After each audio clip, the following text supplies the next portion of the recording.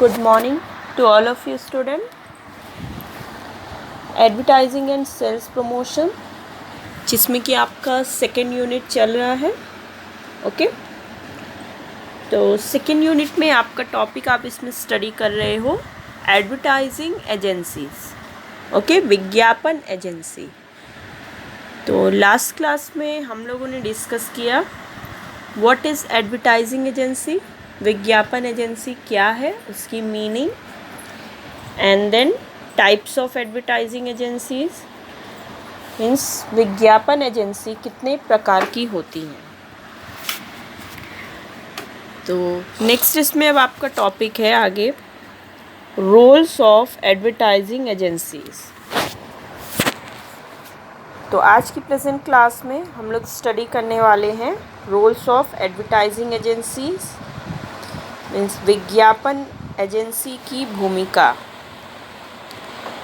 इसे आप functions of advertising agencies भी बोल सकते हो. Roles of advertising agencies also known as functions of advertising agencies. तो एग्ज़ाम में अगर फंक्शंस पूछे या रोल पूछे, दोनों में आपका आंसर सेम ही होगा. ओके, हिंदी में आपका विज्ञापन एजेंसी के कार्य या भूमिका या इम्पोर्टेंस भी अगर आपसे पूछता है एग्ज़ाम में what is the importance of advertising agencies, उसमें भी आप यही डील करोगे. Okay, so let's start the class. आप स्क्रीन पर देख रहे होगे, इसमें आपके 8 पॉइंट्स हैं जो आपको स्टडी करने हैं रोल्स और फंक्शंस ऑफ एडवर्टाइजिंग एजेंसीज में. फर्स्ट पॉइंट है इसमें आपका advertising plan. Advertising plan first point है. हिंदी में इसे बोलते हैं विज्ञापन योजना. हिंदी में है विज्ञापन योजना. सेकंड पॉइंट है आपका creation and execution. Second point is creation and execution, जो कि आपके स्क्रीन पे शो है. हिंदी में आप इसे बोलते हो निर्माण एवं निष्पादन. हिंदी में है निर्माण एवं निष्पादन. Got it. नेक्स्ट जो है आपका third point is coordination. Hindi में समन्वय. हिंदी में है समन्वय. Okay, done. नेक्स्ट है आपका फोर्थ पॉइंट है रिसर्च. हिंदी में है अनुसंधान. हिंदी में है रिसर्च का अनुसंधान. ओके.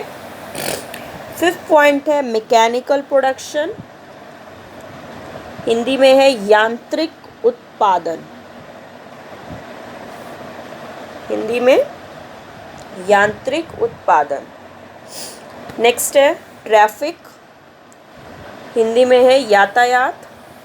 ट्रैफिक का है यातायात. Next is 7 point accounting. It's Hindi is लेखांकन. अकाउंटिंग का है लेखांकन. नेक्स्ट पॉइंट है आपका 8 next and last point 8 point public relations. Hindi में है जनसंपर्क. हिंदी में है जनसंपर्क.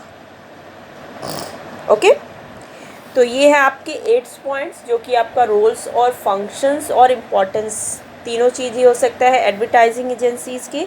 इसमें आपके डिफरेंट 8 पॉइंट्स हैं. हम लोग इसमें 8 पॉइंट्स डिस्कस करने वाले हैं.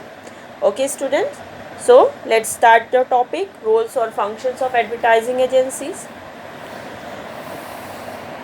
The objective of an advertising agency is to see that its clients' advertisement lead to greater profit in the long run. देखिए, मेन जो लास्ट क्लास में हम लोगों ने डिस्कस किया एडवर्टाइजिंग एजेंसी की मीनिंग एंड टाइप्स. तो एडवर्टाइजिंग एजेंसी जो विज्ञापन एजेंसियां होती हैं उनका मुख्य उद्देश्य या वो किस लिए बनाई जाती है. आखिर विज्ञापन एजेंसी जो है वो क्यों इम्पॉर्टेंट है, किस लिए बनाई जाती है, उनका क्या उद्देश्य है. तो मेन पॉइंट यही है कि जो एडवर्टाइजिंग एजेंसियां हैं वो किसी भी कंपनी को लॉन्ग रन में, लंबे समय में ग्रेटर प्रॉफिट, बहुत ही अधिक लाभ कमाने में हेल्प करती हैं, मदद करती हैं.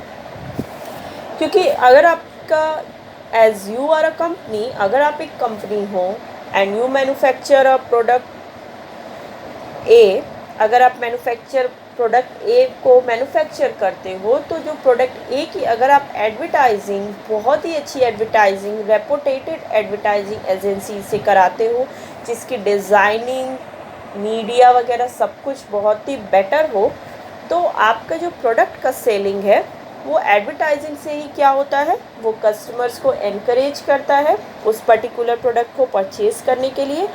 और देन जब कस्टमर आपके प्रोडक्ट्स को उस एडवर्टीज़मेंट से इम्प्रेस होकर के परचेज़ करता है, तो उससे as a result your sale increases and also your profit will go up, जिससे कि आपके सेल्स में भी वृद्धि होती है, बिक्री में, और उससे प्रॉफिट भी इंक्रीज होता है। क्लियर है? तो मेन एडवर्टाइजिंग जो आपकी है वो बहुत सारी medium small size different types के होते हैं। बहुत सारी बड़ी बड़ी एजेंसियां होती हैं, जिसमें कि मैंने आपको टाइप्स में बताया था, और कुछ छोटी छोटी भी एडवर्टाइजिंग एजेंसीज होती हैं। तो ये डिपेंड करता है कि उनका साइज क्या है। सो लेट्स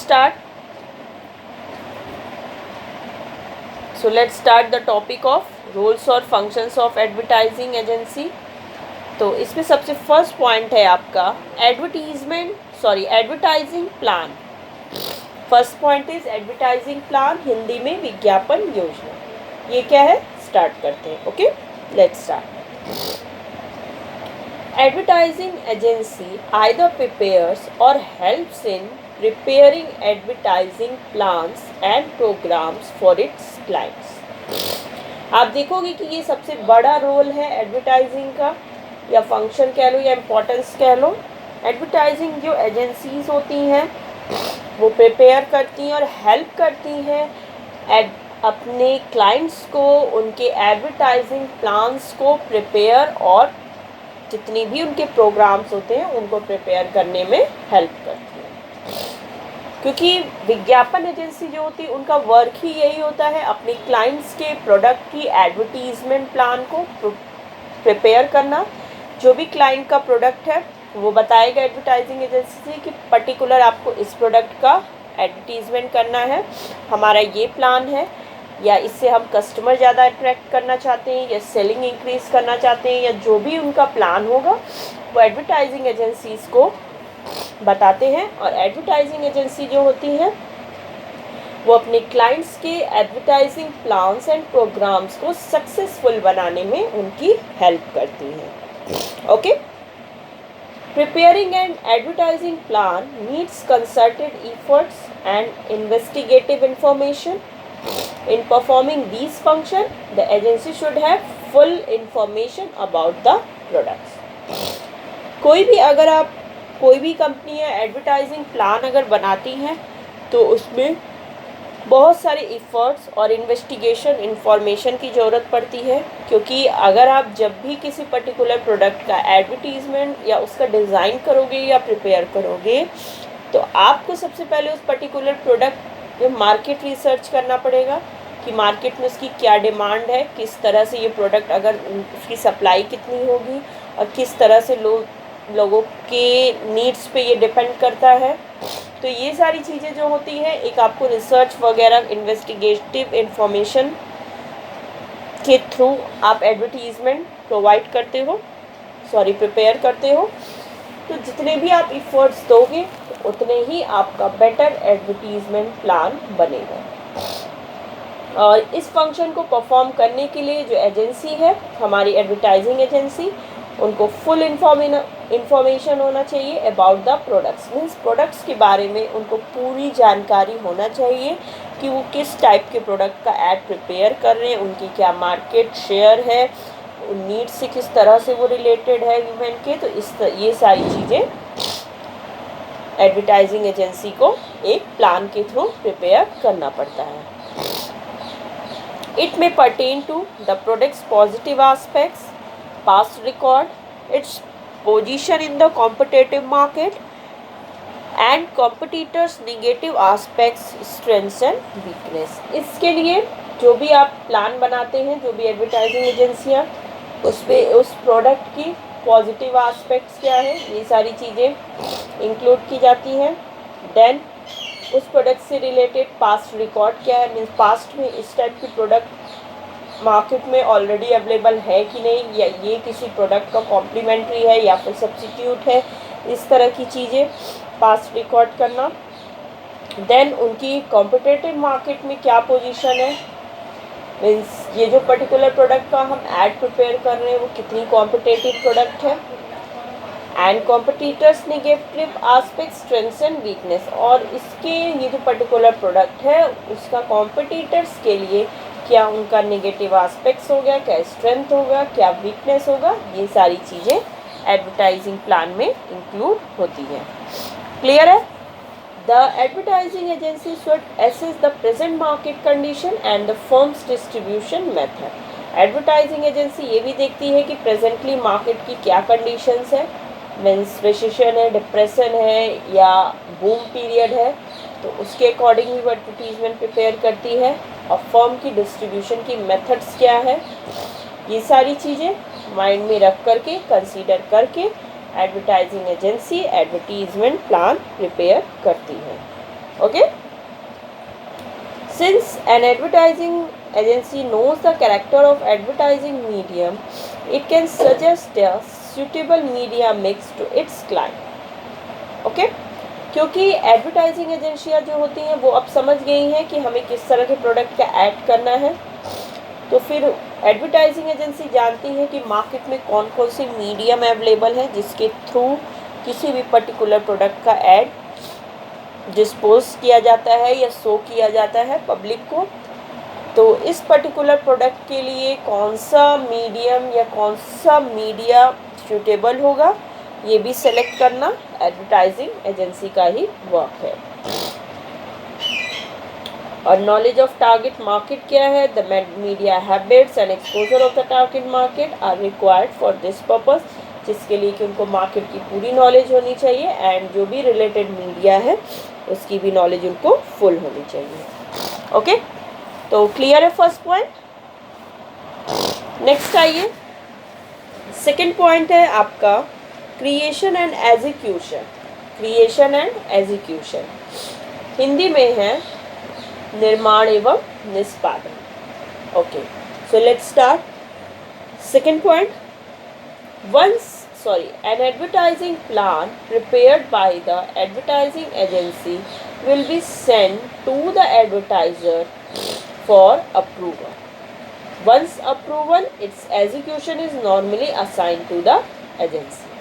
देखिए, एडवर्टाइजिंग प्लान जब भी एजेंसी के द्वारा प्रिपेयर की जाती है, उसके बाद एडवर्टाइजिंग प्लान बनाने के बाद वो सेंड की जाती है एडवर्टाइज़र को, जो कि विज्ञापन तैयार करते हैं। प्लान बनाने के बाद ये सेंड की जाती है एडवर्टाइज़र को उनके अप्रूवल के लिए। जब वो वहाँ से अप्रूव कर देते हैं तो ये जो आपका एडवर्टीज़मेंट, जो ऐड आपने प्रिपेयर किया है, वो ऑथराइज्ड हो गया। तो फिर उसके बाद वो मीडियम सेलेक्ट करके वो शो ऑफ हो जाता है। वंस अप्रूव्ड, एक बार अगर ये अप्रूव्ड हो जाता है तो ईज़िली उस प्रोडक्ट के ऐड को आप कस्टमर या पब्लिक के सामने आप उसे डिस्पोज कर सकते हो। The agency inter into contracts with the suitable media and the stage is set for creating an effective advertisement to suit the advertising media. Agency जो होती है इसके लिए वो कॉन्ट्रैक्ट करती है सुटेबल मीडिया के साथ कि कौन सा वो इस पर्टिकुलर ऐड के लिए किस मीडिया को चुनेंगी, जिसके थ्रू वो उस ऐड को डिस्पोज करेंगी पब्लिक के सामने। ये सारी चीज़ें भी एडवर्टाइजिंग एजेंसी ही करती हैं। ओके, तो जो भी एडवर्टाइजिंग कॉपी होती है वो आपकी वो रिटर्न में होती है। Layouts are made, illustrations are drawn और photograph, commercials are produced, advertising messages are prepared. इसके बाद एडवर्टाइजिंग मैसेज प्रिपेयर किया जाता है जो कि आपका रिटर्न होता है। उसका लेआउट कैसा होगा, उसमें फ़ोटोग्राफ्स वगैरह कैसे किस तरह से ऐड करने हैं, ये सारी चीज़ें क्रिएशन एंड एग्जीक्यूशन के अंडर में आती हैं। क्लियर है? नेक्स्ट आइए थर्ड पॉइंट। थर्ड पॉइंट है आपका coordination. Third point is coordination. Okay okay, so let's start third point, Hindi में समन्वय। Coordination is another important functions of N advertising agency. तो कोऑर्डिनेशन भी एडवर्टाइजिंग एजेंसी का एक तरह से आप इसे फंक्शन भी बोल सकते हो, इम्पोर्टेंस भी बोल सकते हो, और ये रोल भी है कोऑर्डिनेट करना। It has to ensure a proper coordination between the clients, sales force and the distribution network to ensure long-run success of the advertising program. तो जब भी कोई एडवर्टाइजिंग प्रोग्राम बन जाती है तो जो एडवर्टाइजिंग एजेंसी है वो प्रॉपर कोऑर्डिनेशन मेंटेन करती है बिटवीन द क्लाइंट्स के बीच, और जो भी हमारा डिस्ट्रीब्यूशन का जो भी आप चैनल सेलेक्ट करते हो, जो भी मीडियम, उन दोनों के बीच कोऑर्डिनेशन, प्रॉपर कोऑर्डिनेशन को मेंटेन करना, ये भी एडवर्टाइजिंग एजेंसी का एक इम्पॉर्टेंट वर्क है, जिससे कि एडवर्टाइजिंग एजेंसी जो अपने क्लाइंट को लॉन्ग रन सक्सेस प्रोवाइड करती है। मीन्स इसके थ्रू जो भी कंपनियां अपने पर्टिकुलर प्रोडक्ट का ऐड कराना चाहती हैं, इसके थ्रू उनको लॉन्ग रन सक्सेस अचीव करने में हेल्प मिलती है। क्लियर है? The goal of the advertising program must be to assist the efforts of the salespersons, distributors and retailers to maximize sales for the client.